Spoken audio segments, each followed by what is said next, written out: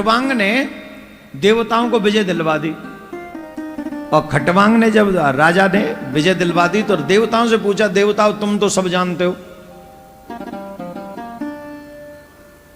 तुम तो सब जानते हो, अब युद्ध हो गया, तुम जीत गए, अब तुम एक बात बताओ, मेरी मृत्यु कब है? बोले राजा सच सच बताएं? बोले हाँ। बोले एक मुहूर्त में। राजा विचलित नहीं हुए। एक मुहूर्त जानते हो कितनी देर का होता है? हैं? 48 मिनट्स।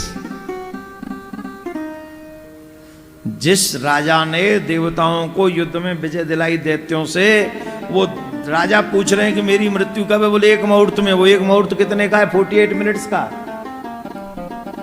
और राजा विचलित नहीं हुए सुन के। राजा को पता चला 48 मिनट्स बाद मरने वाले हो। राजा मुस्कुराता रहा, बोले बहुत है, बहुत है। 48 मिनट तो बहुत है, एक मुहूर्त तो बहुत है। तो राजा ने क्या किया जानते हो? पूछो क्या किया?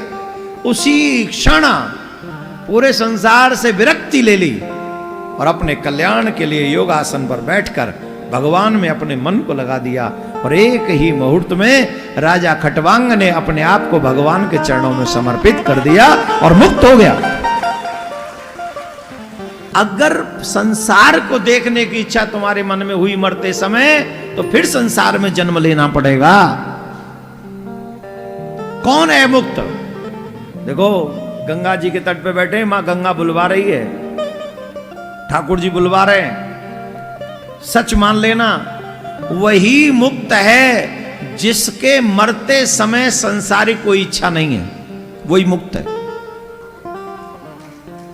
मत बजाओ, तुम हो ही नहीं मुक्त।